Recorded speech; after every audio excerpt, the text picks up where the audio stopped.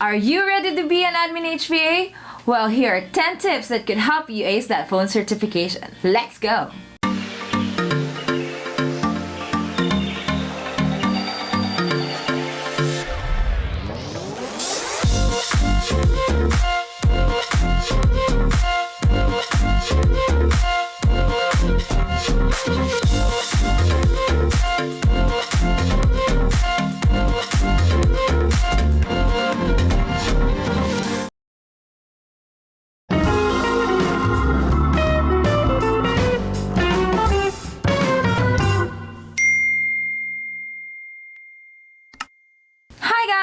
Hey, what's up guys? This is Claire, your fabulous healthcare virtual assistant, and today I will give you my top 10 tips on how to pass that phone certification. But before that, make sure that you like this video, subscribe to my channel, and hit that notification bell so that you will not miss any future videos like this. And also, I will be giving something to the HBA trainees who are watching this video right now, so please watch until the end of this video to know how you can get them. If you're planning to apply to HELLORACHE, don't forget to put my name on the How Did You Know About HELLORACHE field of the application form so that they would know that they're aspiring HBAs here in our channel. Okay, what is phone certification? Phone certification is like the final exam after you had your admin task training. It's very crucial to pass this exam because it's a determinant whether they will be assigning admin roles to you as an HBA. So again, mas maganda na pasado mo both the phone certification and the live scribe certification for higher chances of being hired, for more chances of winning. So the setup of the phone certification will be like this. You will be divided into smaller groups, let's say 5 to 10 people per group, and then you will be sharing your screen. Then the QA will call you, ring ring, and they would act as the patient. So I'm sharing you these 10 tips that I know would help you prepare for the phone certification, starting off with tip number 1. Explore the EMR. So you need to have a mastery of the EMR you're using. What I like to do is I create test patients and then I really try to explore whatever I can in the EMR. So as in, pinaglalaroan ko talaga siya. I try to set up an appointment for that test patient. I would try to make radiologic or laboratory orders or requests for that patient. I would try to memorize how to navigate the patient chart. The more knowledgeable you are in navigating the EMR, the less anxious you will be during the phone certification because you would know what to do. Because I'm not gonna lie, it's gonna be time pressured.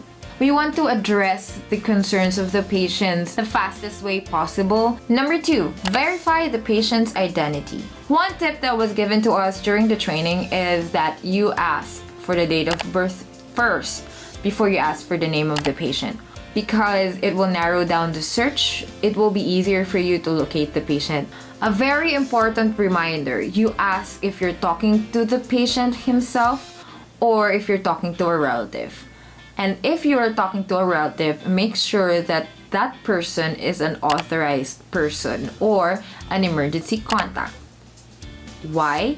Because it's a very big no-no that you disclose any patient information to other persons aside from the person authorized. So it's a very big HIPAA compliance violation. So be careful. Don't make that mistake. It's not worth it. So verify the patient's identity first, or the person you are talking to. Number 3, listen to what the patient is asking for. You need to know what's the reason behind the call, and you will just know that if you would listen carefully. So, well, they usually call about their appointments. They're trying to set up one or try to confirm their appointment because they forgot what time or date they should be going to the clinic. And also prescription refills. They need to have prescription electronically sent to the pharmacy before they can get their medication. Unlike here in the Philippines, dati ginagawang candy yung antibiotic. Guys, I really feel strongly about this. Don't self-medicate, especially with antibiotics, because drug resistance is real. So buti ngayon, strict na sila sa pag-dispense ng antibiotic. One tip is that you have a notepad ready. You know, with the notepad in the Microsoft. So I always have that ready when I'm in a call so that I could easily write down whatever important information that I need from the patient. So for example, I could write down their name, their birthday, what they're calling for, other important numbers, or why the computer notepad and not the physical paper pad. First is they are on the same screen. You have a vision of the notepad and the EMR simultaneously. And number two, it could greatly help you with your typing skills. So you need to develop your typing skills also for your live scribe certification. And it saves trees. Number four, study your clinic protocols. I think this one is the really important thing because, what would you do with nice communication skills and execution of the EMR if you don't know your clinic's protocol? You need to study it. I personally allotted a day or two really putting in the effort to understand the clinical protocols. Some QAs, papaikutin ka talaga nila. I mean, I've learned it the hard way and pinagdaanan ko to. What my advice for you is to just be firm. Just know that you're following clinic protocol. You can also use that for the patient. I understand you, but according to our clinic's protocol and this and that, blah, blah, blah. So, I usually say that to the patient. Kaya yon, pumasa naman ako. Kahit pinaikot-ikot nila ako. Number 5, don't be afraid to ask questions. One comment on my phone certification is the QA liked my probing. Probing is equivalent to the right assessment. It's not just gonna be one clinic protocol per call. It's gonna be multiple clinic protocol. Like for example, the call is about a new patient. So protocol about new patient. And then after asking a few things, you discovered patient has COVID symptoms. So it's gonna be COVID-19 protocols. There's an option that they would do a telemedicine. So it's gonna be a telemedicine protocol. So those already 3 protocols for one call, and it can be multiple. So again, know your protocols. So what I do is I would keep asking until I know what I need to do. On that example, I would ask the new patient, what is the visit for? So I would know that the patient is exhibiting these symptoms. So then I would know that these symptoms are associated with COVID. And then based on your clinic protocols, if you do telemedicine, if you do swab tests, that's what you can offer the patient. So again, don't be afraid to ask so that you would be sure of your answer. Number 6, have good customer service skills. They would also test how well you carry the conversation. So you will be exposed to different kinds of people, different kinds of scenarios. Some people are nice, some people are angry, some people are talkative. And what you can do is, again, listen to whatever they want. So for example, there's an angry patient that's talking to you about his prescription refill not being sent to the pharmacy. So what you can do is that you listen to whatever the patient is saying, let him express his or her frustration, and then wait for them to finish. When it's your time to talk, you will try to investigate, you try to know what the problem is, where the problem is, then you would suggest like resolution. For example, I'm gonna talk with the nurse in the clinic, or I will follow up on this request so that they would have their medicine. You also tell them how you attempted to solve the problem. Like for example, I messaged a certain person, I already told the doctor about it, so that they would be at ease that you're doing your best to help them.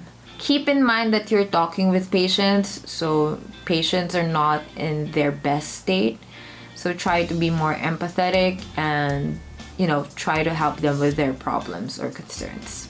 Number 7, have good communication skills. So by that, I don't mean that it's necessary to have an accent. Believe me, you're gonna develop it over time. No, it's about understanding what the patient needs from you and you being able to deliver to them what's gonna happen. You will be able to set the expectations for the patient so that they would understand and that you will be able to help them. Yeah, and you need to boost your confidence in using the language. Again, believe me, you're gonna develop it over time. Ask my friends, I don't talk like this before I went to virtual assistants. And also, you need to pace yourself. For example, you're talking to an older person, you can't talk really fast because then they will not understand. And also parang math problem, everything should be in the simplest form. Yeah, so don't try to be very technical about it because they don't know the medical terms, and you know, you need to explain to them at the level that they will understand. Number 8, use the hold option wisely. You know, during a call, you have the option to put the patient on hold. Use the hold option wisely. Why? Because it's either gonna boost your points or it's gonna harm you. First is you need to ask if you can put them on hold. You can say, can I put you on hold? Can I put you on hold? Can I put you on hold? For a minute or two. Can I put you on hold for a minute or two? Lalabas yun sa exam. So why do you put patients on hold? So that you could have time to check the patient's chart, to ask certain people about the certain concern they are having. If you know that the concern would take more than 5 minutes, I'd rather you call the person back than make them wait for that long. You don't like being put on hold for a very long time, right? So same as the patients. During the phone certification, you can put the patient on hold if you know if you're gonna take you time to reach for their chart or find whatever you need to find. Again, you practice your EMR so that it will not take that long. If you don't need to put the patient on hold, that would be better because that means that you mastered the EMR already and that you can resolve the concern in like a minimum amount of time. Of course, you're gonna have to multitask. You need to master the art of multitasking because it would be more efficient if you could work while you're on the line with the patient. Then you will not need to put them on hold. Number 9, document the telephone call. Some people would forget this, but you need to document the phone encounter. It's like in real life medical scenarios or situations. You need to document. If it's not documented, then it didn't really happen. So for your safety, for the clinic safety, and for proper documentation purposes, you need to document that you had a telephone encounter with them. Number 10, make your personalized script. You will need to be prepared for anything that your QA might throw at you.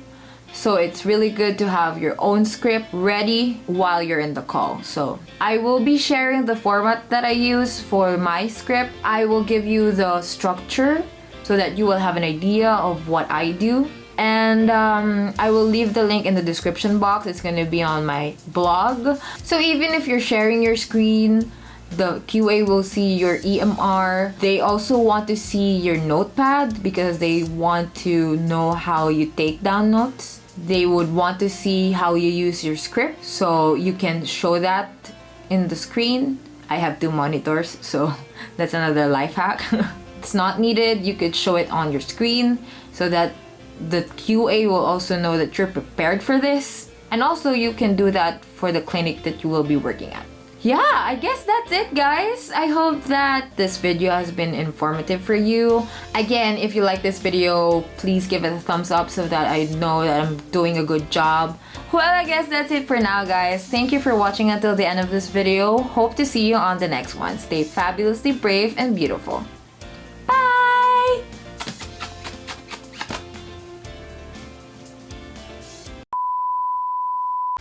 Sound check, check, sound check, check.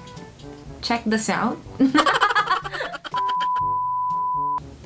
And another important thing.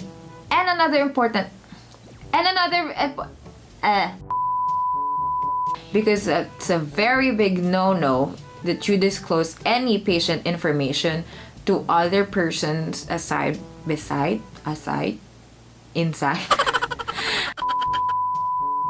Well, I guess that's it, guys. Thank you for watching until the end of this video. Hope to see you on the next one. Stay fabulously brave and beautiful. Bye!